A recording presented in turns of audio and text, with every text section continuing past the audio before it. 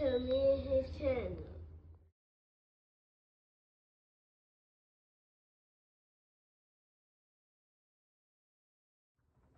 What's up, it's your boy Errol Visuals. I'm back with another video. All day. I hope y'all vibing, y'all chilling.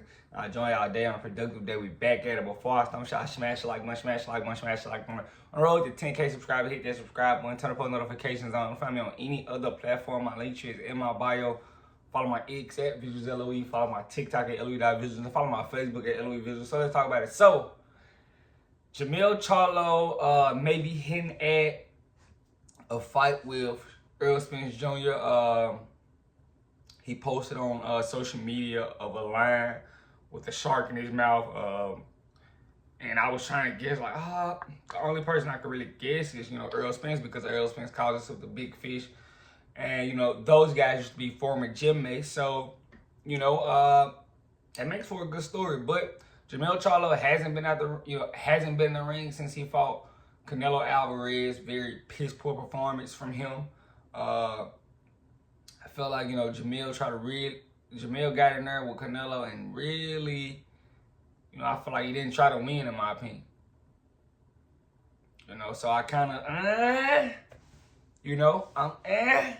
Now, Errol Spence, on the other hand, he hasn't been in the ring since, 2023, when he fought Terrence Crawford. So, he still has ring rust and a lot of things. We don't even know if, Errol Spence is really coming back for sure. Like, I know PBC would love for him to come back because of the financial gain that he brings for the company, but I don't know. I don't know if he's coming back. It seems like he may not. So, at this point, PBC might be, but, they can see, they're trying to sit, a lot of people, may feel like PBC trying to set Errol Spence up for taking the Terrence Crawford fight, They trying to get him to come back against Sebastian Fundora, which would be suicide because how you expecting a guy that hasn't been in the ring for 2 years to get in there with, right now, one of the better 154 pounders. If not the best, I wouldn't say the best, but one of the better 154 pounders.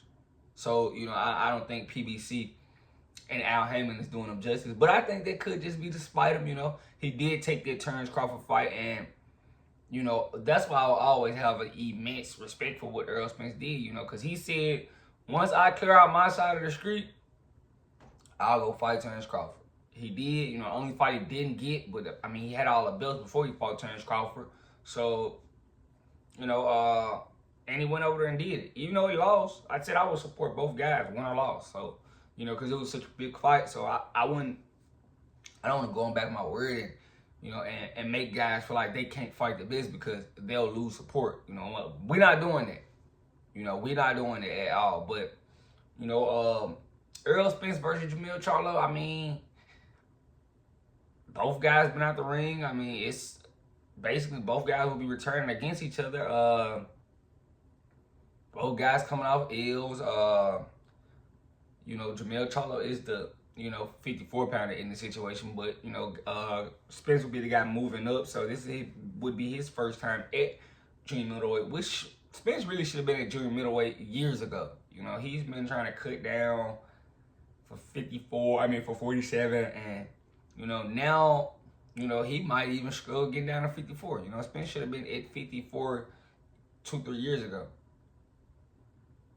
respectfully, but some things didn't go his way.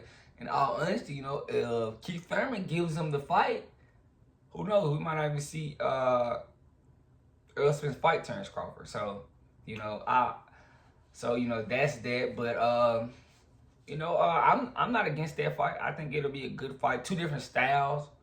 I feel like Jermell Charlo is trying to. Well, nah, Jermell Charlo has been trying to lean into the Errol Spence style when he was with Derrick James for so long, At one point, Jermell Charlo was a boxer puncher, and, he was moving his feet, and he wasn't just a guy that sit down and got knockouts.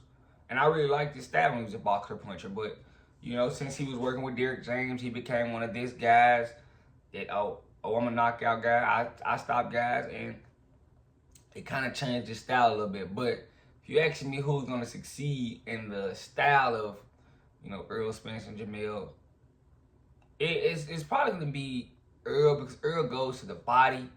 I don't see Jermell go to the body enough, but I wouldn't be mad at the fight.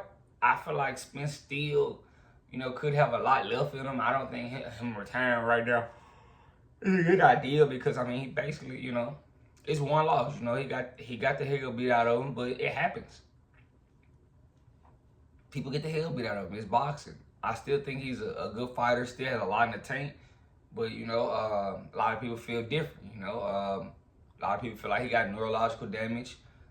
Those car wrecks and those killer weight cuts are starting to catch up to Spence in the back half of his career. So a lot of people feel like he doesn't have a lot left. But Spence has made a lot of money, so he's not gonna come back for a situation that's not beneficial to him.